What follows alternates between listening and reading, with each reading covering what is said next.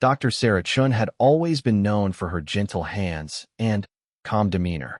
At 28, she was one of the youngest military medics ever assigned to a forward operating base in Afghanistan. Her reputation preceded her wherever she went. Soldiers would request her specifically when they needed medical attention, not just because of her skill, but because of the way she made them feel safe during their most vulnerable moments.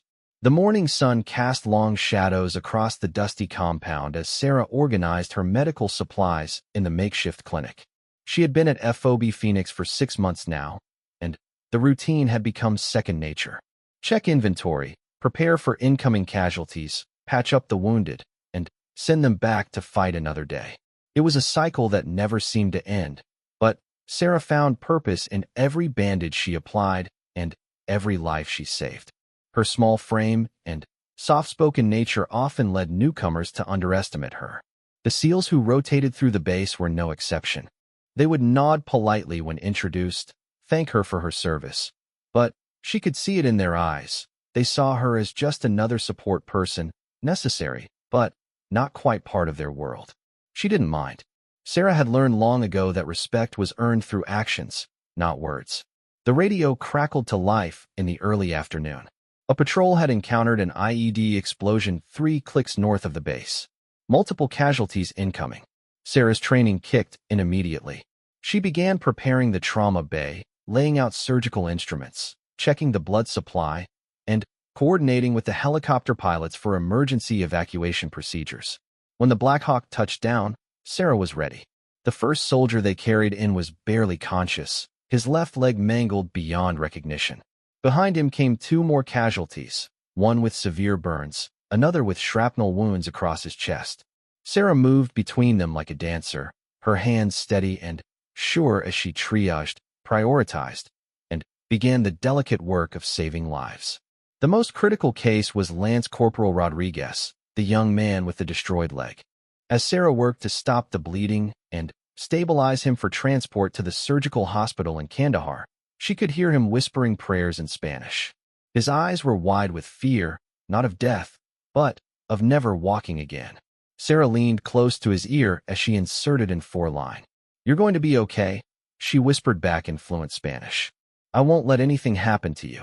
Rodriguez looked up at her with surprise. Few people on the base spoke his native language, and hearing it from this quiet medic brought tears to his eyes. Sarah continued talking to him in Spanish as she worked, telling him about her grandmother who had taught her the language, about the beaches of California where he could surf again once he recovered. Her voice was like an anchor in the storm of pain and confusion. The SEAL team that had been providing security for the patrol watched from a distance as Sarah worked. They had seen many medics in action before, but there was something different about the way she moved, the way she connected with the wounded soldiers. Staff Sergeant Marcus Williams, the team leader, found himself impressed despite his initial skepticism. As the helicopter prepared to take Rodriguez and the other casualties to the hospital, the young man grabbed Sarah's hand. "Doctora," he said weakly, "gracias.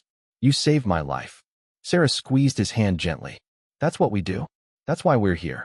The next few weeks passed in a blur of similar emergencies.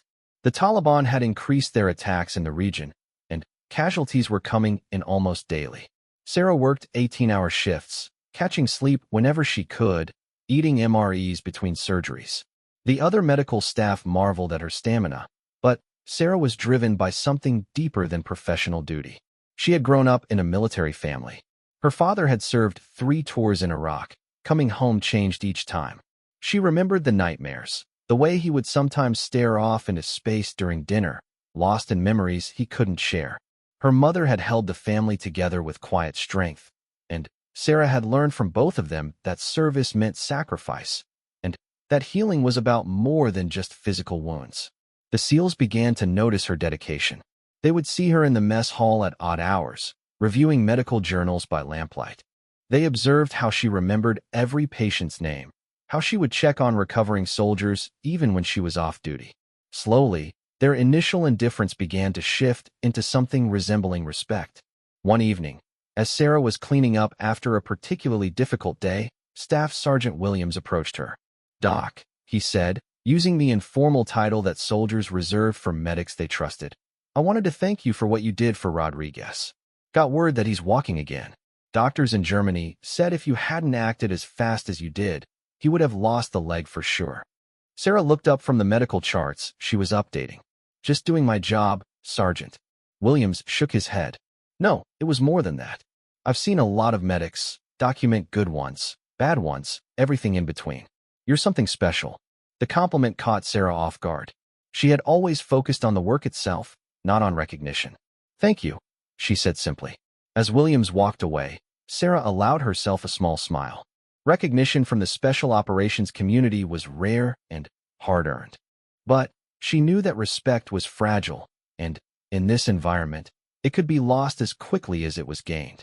The attack came without warning on a Tuesday morning in October.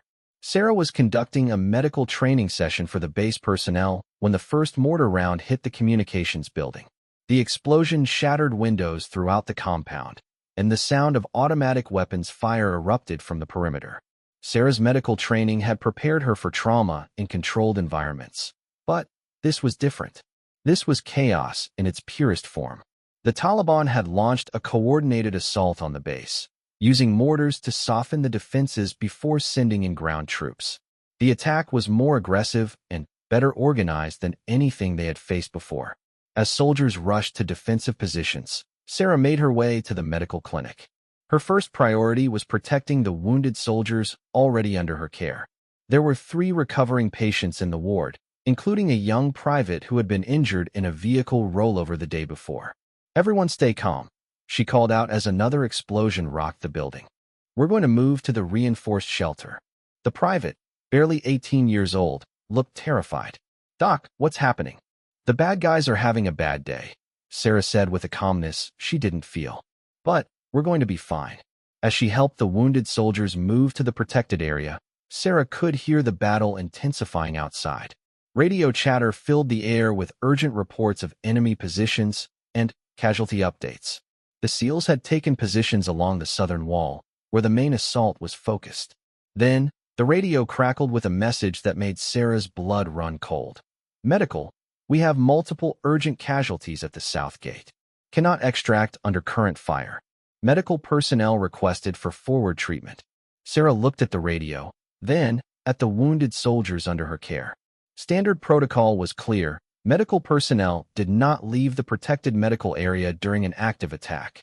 Their job was to treat casualties brought to them, not to venture into combat zones. But the voices on the radio were growing more desperate.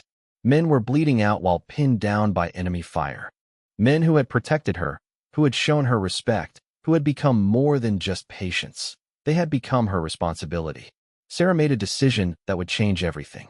She grabbed her medical bag, loaded it with trauma supplies, and started toward the door. The young private called out to her, Doc, where are you going? Sarah paused at the doorway, looking back at the faces watching her. To do my job, she said.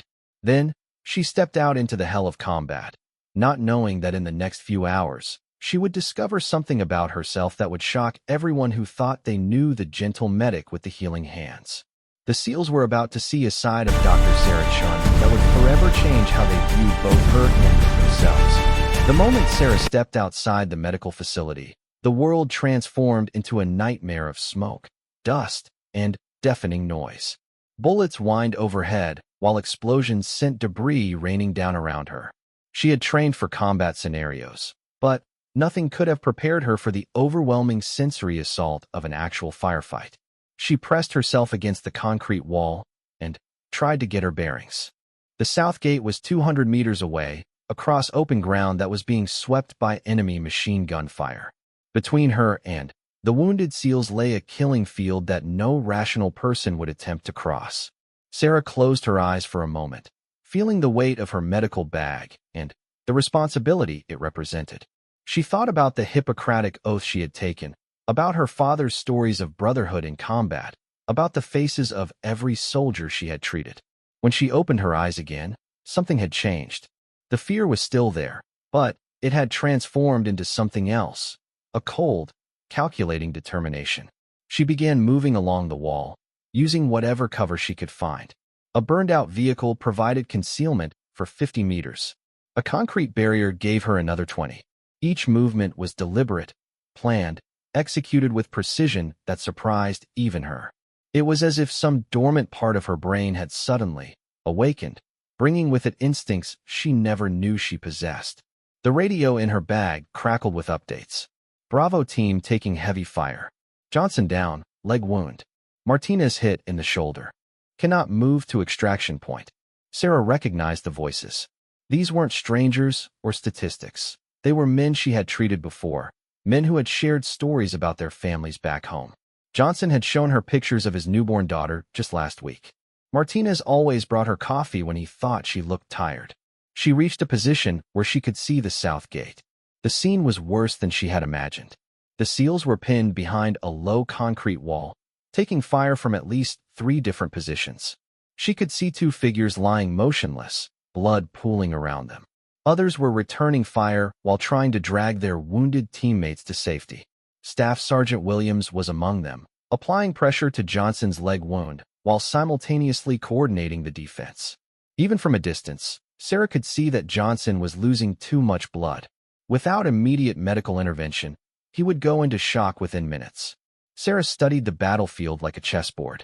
The enemy positions were clearly marked by muzzle flashes and smoke.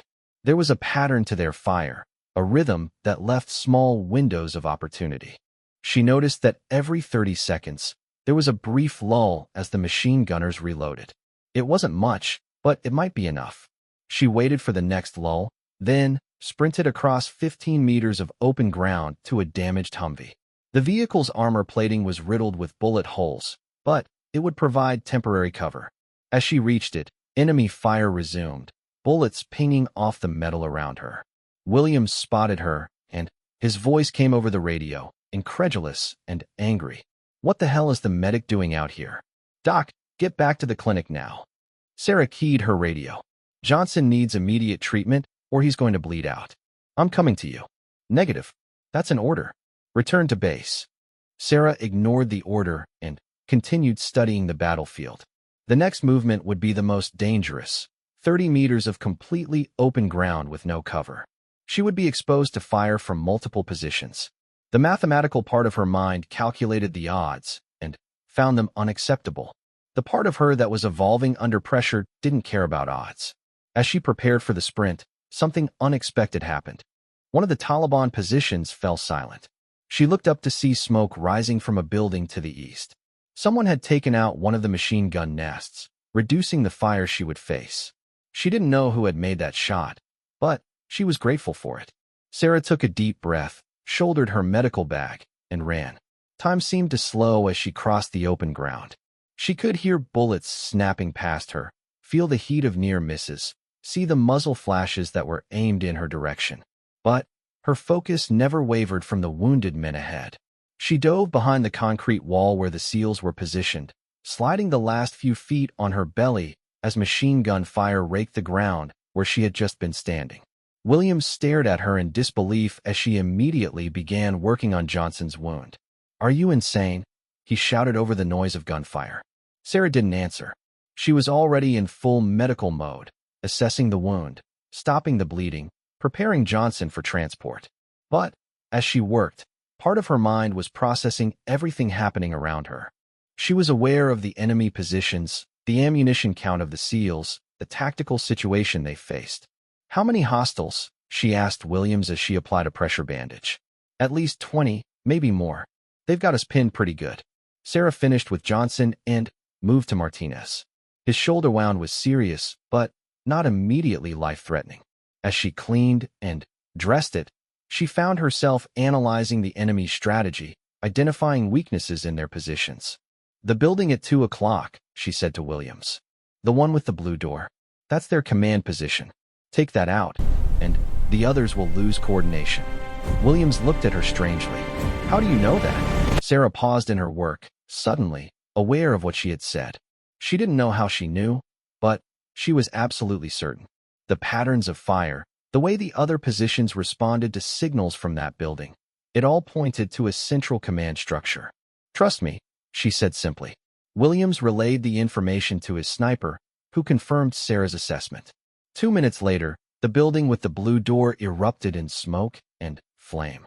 Almost immediately, the coordinated enemy fire began to falter. But their tactical advantage came with a price. The Taliban fighters, realizing their position was compromised, began a desperate assault on the SEAL position. Sarah could see them moving through the streets, preparing for a final push that would overwhelm the small team. "We need to move," Williams said. "Fall back to secondary positions." "Johnson can't be moved yet," Sarah replied, checking his pulse. "He's stable, but barely. Moving him now could restart the bleeding." Williams looked at the approaching enemy fighters, then at his wounded men, then at Sarah. The decision was impossible: stay and fight with wounded men who couldn't be moved, or retreat and likely lose Johnson to blood loss. Sarah made the decision for him. She pulled out her sidearm, a Beretta M9 she had been issued but never expected to use. "You get them out of here. I'll stay with Johnson." "Like hell you will." "This isn't a discussion, Sergeant. You have a mission to complete. I have patients to treat." The transformation in Sarah's voice was subtle but unmistakable. The gentle medic was gone, replaced by someone harder, more focused. Williams recognized the change. He had seen it in combat veterans who had been pushed beyond their breaking point and emerged as something different. "Doc," he said quietly, "you don't have to do this."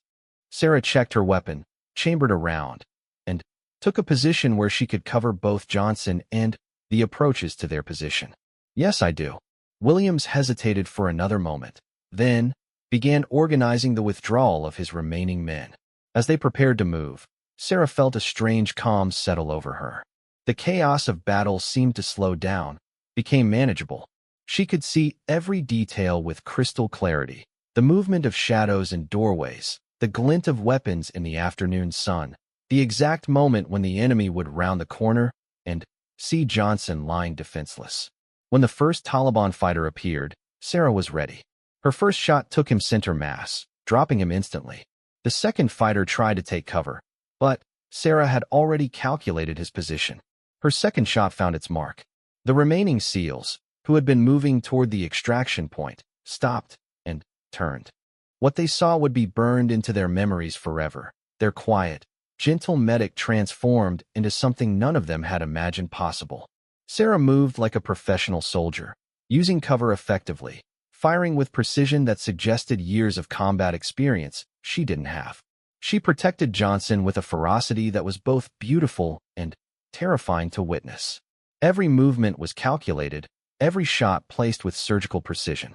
The enemy fighters, expecting to overwhelm a small medical position, found themselves facing someone who seemed to anticipate their every move. Sarah didn't just react to their attacks. She predicted them, countered them, turned their own tactics against them. Williams spoke into his radio, his voice filled with awe. "Command, this is Bravo 6. You're not going to believe this, but our medic just single-handedly held off a Taliban assault while protecting a wounded soldier. Request immediate extraction for medical personnel and casualties." As helicopter support finally arrived and the enemy fighters retreated, Sarah remained in position until the last threat was neutralized. Only when Williams approached her did she lower her weapon. Her hands were steady, her breathing controlled, but her eyes held a depth that hadn't been there before. "Doc," Williams said softly, "where the hell did you learn to fight like that?" Sarah looked down at the weapon in her hands, then at Johnson, who was conscious now and staring at her with amazement. "I don't know," she said honestly. "I really don't know." But as the evacuation helicopters touched down and Sarah helped load Johnson onto a stretcher, she knew that something fundamental had changed. The gentle medic who had stepped out of the clinic that morning was gone, replaced by someone harder, more dangerous, more capable than she had ever imagined possible. The SEALs who had once seen her as just another support person now looked at her with something approaching reverence. They had witnessed something rare and powerful, the birth of a warrior in the crucible of combat. As they flew back to base, Williams leaned over to speak to Sarah above the noise of the helicopter rotors. "You saved Johnson's life today. Saved all our lives." Sarah nodded, but her mind was elsewhere. She was thinking about the moment when she had pulled the trigger for the first time, about how natural it had felt, about the cold calculation that had replaced her usual empathy. She had discovered something about herself that day, something that both thrilled and terrified her. The gentle healer and the fierce warrior were not separate people. They were two sides of the same coin. And now that both sides had been awakened, there was no going back to who she used to be. The weeks following the attack at FOB Phoenix brought an unsettling quiet to the base. The Taliban had pulled back after their failed assault, regrouping in the mountains while coalition forces reinforced their positions. But, for Sarah, the external calm only highlighted the internal storm she was struggling to understand. News of her actions had spread throughout the base and beyond. Johnson had recovered fully and was back on active duty, telling anyone who would listen about the medic who had saved his life while fighting off enemy combatants. The other SEALs treated her with a respect that bordered on reverence. But Sarah found their admiration more troubling than comforting. She had always defined herself by her ability to heal, to comfort, to preserve life. The discovery that she was equally capable of taking life with cold precision had shattered her understanding of who she was. She found herself replaying the firefight in her mind, analyzing each decision, each shot, each calculated movement that had come to her as naturally as breathing. Staff Sergeant Williams had recommended her for a Bronze Star, but Sarah had quietly requested that the paperwork be delayed. She wasn't ready for recognition of actions she was still trying to understand. Instead, she threw herself into her medical duties with renewed intensity, as if saving more lives could somehow balance the equation of what she had done. The routine of the medical clinic became her anchor. Each morning she would arrive early, check on recovering patients, inventory supplies, and prepare for whatever emergencies might come. The familiar rhythm of medical procedures helped quiet the questions that haunted her during sleepless nights. But the SEALs wouldn't let her retreat into anonymity. They had begun including her in mission briefings, asking for her tactical input in addition to medical planning. Williams insisted that her insights during the attack had been crucial to their survival, and that her unique perspective could be valuable for future operations. "Doc," Williams had told her one evening, "you've got instincts that can't be taught. Command wants to know if you'd be interested in advanced tactical training." The offer had stunned Sarah. Combat medic training was one thing, but advanced tactical certification would mean acknowledging that her role had fundamentally changed. It would mean accepting that the warrior side of her personality was not an aberration, but a legitimate part of who she was. The decision was taken out of her hands when intelligence reports indicated that the Taliban was planning another major offensive. This time, they were targeting medical facilities specifically, viewing them as symbols of American presence that needed to be eliminated. FOB Phoenix's medical clinic had been identified as a primary target. Command made the decision to evacuate the base temporarily, relocating essential personnel to more secure facilities. But the evacuation would take time, and someone needed to stay behind to treat wounded soldiers who couldn't be moved immediately. Sarah volunteered without hesitation. "Absolutely not," Williams had argued in the command briefing. "We're not leaving medical personnel behind to face another assault." But Sarah had surprised everyone by presenting a detailed tactical plan. She had studied the base's defensive positions, identified weaknesses in the perimeter, and proposed modifications that would make the medical facility more defensible. Her analysis was thorough, professional, and undeniably military in its precision. "I know this base better than anyone," she had told the assembled officers. "I know every wounded soldier we're treating, their conditions, their ability to be moved. And I know how to defend them." General Morrison, the base commander, had listened to her presentation with growing amazement. This was not the same gentle medic who had arrived 6 months earlier. This was someone who understood both healing and warfare, someone who could operate effectively in both worlds. "Dr. Chun," he had said finally, "are you asking to be reassigned to combat operations?" Sarah had considered the question carefully. "No, sir. I'm asking to be allowed to do my job. All of it." The compromise they reached was unprecedented. Sarah would remain at the base with a skeleton crew of volunteers, including a small SEAL team led by Williams. They would maintain the medical facility and defend it against attack, while the main force drew the enemy away from the base. It was dangerous, possibly suicidal, but it was also the best chance of saving the wounded soldiers who couldn't be evacuated. The night before the operation began, Sarah found herself on the base's observation deck, looking out at the mountains where the enemy was gathering. Williams approached her, carrying 2 cups of coffee. "Second thoughts?" he asked, offering her one of the cups. Sarah accepted the coffee gratefully. "Every minute. But not about staying. About who I'm becoming." Williams was quiet for a moment. "You know, my grandfather fought in World War II. Pacific Theater. He used to tell me that war doesn't change people. It reveals who they really are. Maybe you're not becoming someone different. Maybe you're just discovering who you've always been." "A killer?" Sarah asked quietly. "A protector," Williams corrected. "There's a difference." The attack came at dawn, just as intelligence had predicted. This time, the Taliban had brought heavier weapons and more fighters. They had studied the failed assault and learned from their mistakes. But they had not counted on the changes that had taken place within the base's remaining defenders. Sarah was ready. The medical facility had been transformed into a fortress, with defensive positions carefully integrated into the treatment areas. Wounded soldiers who could fight had been given weapons and assigned sectors to defend. Those who couldn't fight had been moved to the most protected areas of the building. The first wave hit the eastern perimeter with overwhelming force. Mortars fell like rain while machine gun fire swept the defensive positions. But Sarah and her team had anticipated this. They had prepared alternate positions, backup supply routes, and contingency plans for every possible scenario. As the enemy fighters breached the outer perimeter, Sarah found herself moving between her dual roles seamlessly. One moment she was treating a wounded defender, the next she was coordinating defensive fire to protect the medical areas. The gentle healer and the fierce warrior had become one person, each aspect enhancing the other. "Medical, we've got 3 wounded at the north wall," came the call over the radio. "Copy," Sarah replied, checking her weapon and grabbing her medical bag. En route, she moved through the battle zone with confidence born of experience.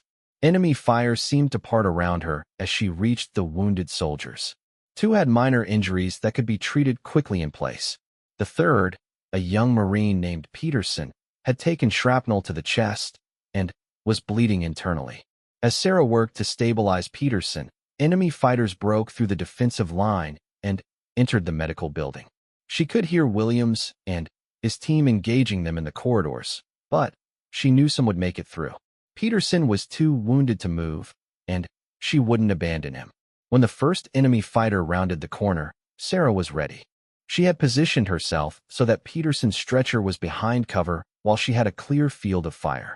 Her shot took the fighter down before he could raise his weapon. The second and third followed quickly, their surprise at facing armed medical personnel costing them their lives. "Doc, you okay in there?" Williams called out. "Secure," Sarah replied, checking Peterson's vitals. "But we need evacuation for this casualty now." What followed was a running battle through the medical facility as they fought to get Peterson to the helicopter landing zone. Sarah found herself taking point, clearing rooms and hallways with a precision that amazed even the SEALs. She moved like someone who had been doing this for years, not weeks. As they reached the landing zone, the evacuation helicopter came under fire from enemy positions in the surrounding buildings. The pilot couldn't land while taking fire, and Peterson was running out of time. Sarah made another instantaneous decision that would become part of SEAL Team legend. She grabbed a sniper rifle from one of the wounded defenders and took up a position on the medical building's roof. From there, she systematically eliminated the enemy fighters threatening the helicopter, her shots placed with surgical precision. Each shot was calculated not just for maximum effectiveness, but for minimum collateral damage. She was still a doctor, still bound by the principle of preserving life. But she had learned to balance that principle against the greater good of protecting those under her care. When the helicopter finally lifted off with Peterson and the other wounded, Williams found Sarah still on the roof, providing overwatch for the evacuation. She had burns on her arms from enemy fire, cuts on her face from flying debris, but her eyes were clear and focused. "Time to go, Doc," Williams said gently. Sarah lowered the rifle and looked around at the battlefield. Bodies lay scattered across the landing zone, some enemy, some friendly. Each death weighed on her, but she knew that her actions had saved more lives than they had taken. "Did Peterson make it?" she asked. "He'll live. Full recovery expected." Sarah nodded, and began climbing down from the roof. The battle was over, but she knew that her transformation was complete. She was no longer just a medic or just a warrior. She was something new, something that the military had never seen before. In the weeks that followed, as the base was rebuilt and reinforced, Sarah found herself at the center of a new kind of military unit. Command had realized that her unique combination of medical expertise and combat effectiveness represented a new paradigm for battlefield medicine. They began developing protocols for combat medics who could operate independently in hostile territory, protecting their patients while providing advanced medical care. Sarah became the template for this new kind of soldier healer. She underwent formal combat training while continuing her medical education, becoming equally proficient with both surgical instruments and military weapons. The Pentagon began studying her methods, developing new training programs based on her experiences. But perhaps the most significant change was in how the SEALs viewed her. She was no longer an outsider looking in, no longer just support personnel to be protected. She had become one of them, earning her place through actions under fire, proving that healing and fighting were not opposing forces but complementary aspects of the same mission. Years later, when military historians wrote about the evolution of combat medicine, they would point to Dr. Sarah Chun as the person who redefined what it meant to be a medic in modern warfare. She had shown that the greatest healers were sometimes those who were also the fiercest protectors. But for Sarah herself, the recognition and accolades were secondary to the deeper truth she had discovered about herself. She had learned that strength and compassion were not opposites, but partners, that the capacity for violence and the commitment to healing could coexist in the same person when guided by the right principles. The gentle medic still existed within her, tending to wounded soldiers with careful hands and soft words. But alongside her now stood the fierce warrior, ready to defend those in her care with whatever force was necessary. Together, they made her complete. In quiet moments between emergencies, when the base was peaceful and her patients were sleeping, Sarah would sometimes reflect on the journey that had brought her to this point. She had discovered that identity was not fixed, that people could be more than they ever imagined possible when circumstances demanded it. The SEALs who had once seen her as just another support person now knew better. They had witnessed her fury, her precision, her unwavering commitment to protecting those who couldn't protect themselves. They had seen her become something unprecedented, a healer who could fight, a warrior who could heal, a person who refused to accept that she had to choose between saving lives and taking them. She was still the medic.